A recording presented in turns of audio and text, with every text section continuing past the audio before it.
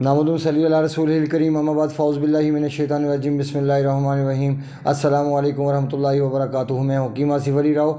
आज का जो मौजू हम तरतीब दे रहे हैं वो है हमारे रोज़मर्रा की रूटीन में जो शरबत इस्तेमाल होते हैं, जो गर्मी का मौसम अपने अरूज की तरफ बढ़ने वाला है और अब मार्केट के अंदर इस किस्म की बहात हो जाएगी कि अल्लाह की पनाह।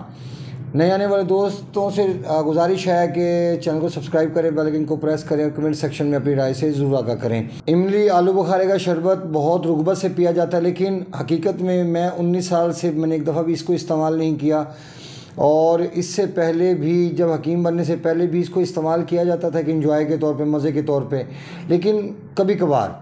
चूँकि खटास के अंदर शुरू से ही मैं मानता हूँ, जानता हूँ कि हमेशा अल्लाह पाक ने जो इंसान की सेहत रखी है वो मिठास में रखी है।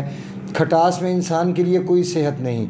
खटास एक हद तक इंसान की बॉडी को ज़रूरत होती है और वो भी हम रूटीन में हमारे खाने पीने में बहुत सारी चीज़ें ऐसी शामिल होती हैं कि जो पहले से ही तुर्श होती हैं या खटास के ऊपर मबनी होती हैं या उनका मिजाज खुश्क सर्द होता है। और इमली आलू बुखारे का मिजाज भी खुश्क सर्द है और खुश्क सर्द होने की बिना पे ये खुश्की को पैदा करने के साथ साथ जिसमें स्टॉक करने की सलाहियत रखता है। हमारे माशरे के अंदर बहुत सारी गलत फहमियाँ पाई जाती हैं। अभी भी हमारी एक बहन है, उनका ट्रीटमेंट कर रहा हूँ कराची के अंदर। उनको ब्रेन ट्यूमर का मसला है। अब उन ब्रेन ट्यूमर का ट्रीटमेंट उन्होंने 2014 में उसका ऑपरेशन करवाया। ऑपरेशन करवाने के बाद अब फिर 2021 के अंदर फिर दोबारा ट्यूमर बन चुका है और 2022 में अब उनकी हालत ठीक नहीं थी। अब डॉक्टरों ने फिर उनको रिकमेंड किया कि आप फिर दोबारा इसका ऑपरेट करवा दें, तो उन्होंने इनकार कर दिया। अल्हम्दुलिल्लाह इस वक्त वो मेरे पास ज़ेरे इलाज हैं और तेज़ी के साथ बेहतर हो रही हैं, रूबरू सेहत है माशाल्लाह और अल्लाह पाक उनको सेहत और शिफाए कामला से नवाजे। लेकिन हकीकत में आपको ये बताने का मकसद ये था, उनकी बात को यहाँ पे क्यों शामिल किया गया, क्यों कोट करना चाह रहा हूँ, क्योंकि उनको हेपेटाइटिस सी हुआ और उस वक़्त बहुत सारे लोगों ने उनको दही, दूध और इसके अलावा ये जो है दही और दूध के अलावा इमली आलू बुखारे का शरबत, माल्टे का जूस, अनार का जूस, ये सब चीज़ें पिलाई गई।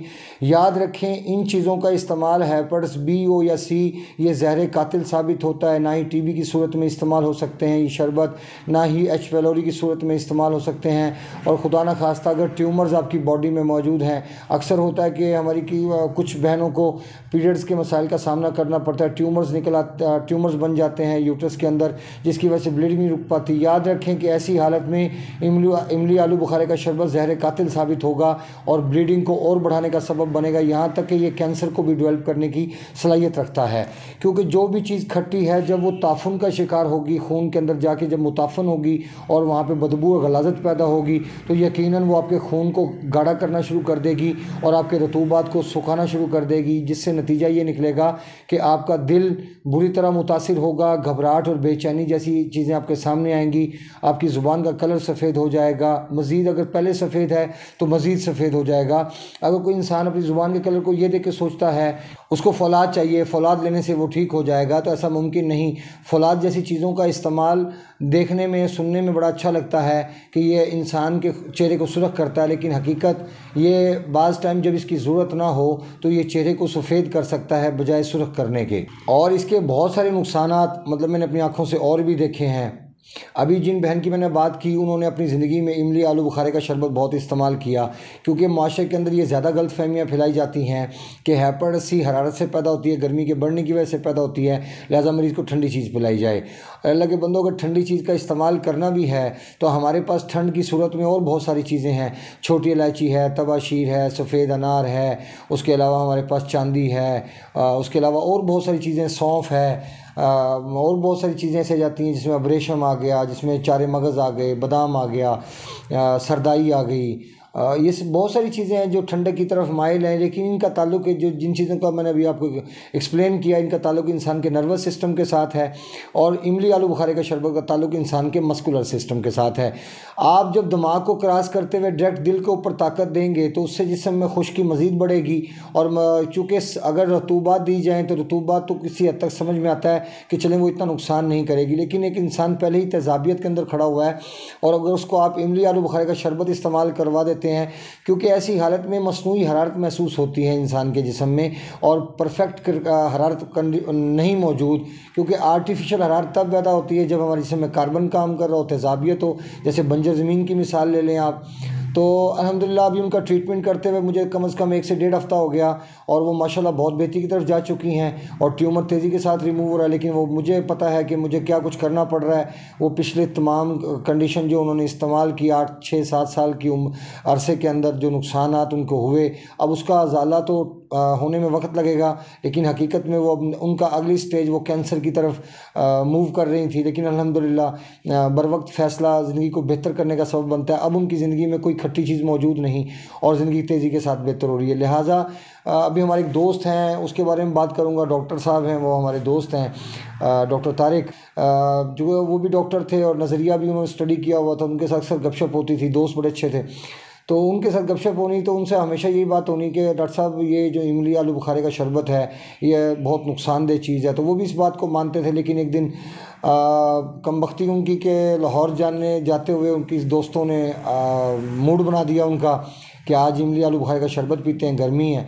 आप यकीन करें उन्होंने वो शरबत पिया उस दिन डॉक्टर साहब ने, और मुझे आज भी याद है कि कितने हफ्ते उनके चारपाई के ऊपर गुजरे, इसका अंदाज़ा आप नहीं कर सकते।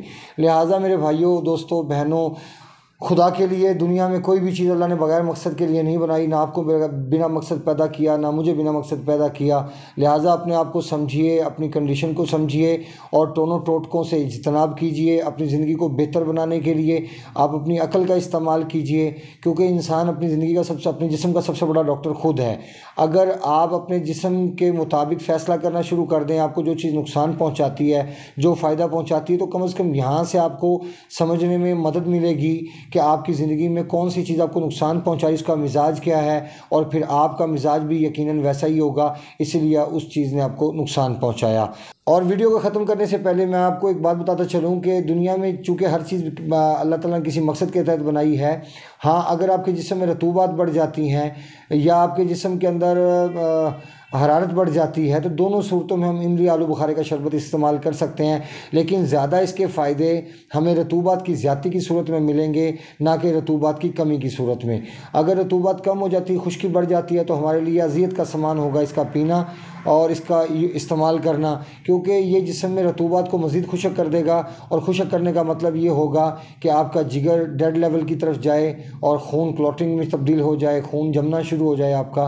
तो ये ख़तरनाक इसका पहलू है। लिहाजा कोशिश कीजिए कि इसके इस्तेमाल में एहतियात बरतिए। और मैं समझता हूँ कि पाकिस्तान के अंदर मोर देन 90% से ज़्यादा लोग इसका इस्तेमाल नहीं कर सकते। इसका इस्तेमाल लोगों के लिए नुकसानदेह है, क्योंकि अक्सर व बेशतर लोगों के साथ जब बात होती है तो अक्सर व बेशतर लोग तेज़ाबियत का शिकार होते हैं और वो समझ रहे होते हैं कि शायद हमारे जिस्म में हरारत है। क्योंकि हरारत तो एक ऐसी चीज़ है जो आपके चेहरे के ऊपर एक रंगत लेके आएगी और आपको ताज़ा करेगी, तवाना रखेगी, आपको थकने नहीं देगी, आपको कॉन्स्टिपेशन, आपके जिस्म में डैंड्रफ जैसे मसाइल नहीं रहने देगी, आपको जवान कर देगी। ये समझ लें कि हरारत जो ओरिजिनल हरारत है वो कभी भी आपको प्रॉब्लम का सामना नहीं करने दे सकती, वो आपको सेहत की तरफ लेके जाएगी। अपने दोस्त अहबाब का ख्याल रखें। मिलते हैं इंशाल्लाह मज़ीद इन्फॉर्मेटिव वीडियो के साथ। वमा अलैना इल्लल बलागुल मुबीन। अस्सलामु अलैकुम वरहमतुल्लाहि वबरकातुहू।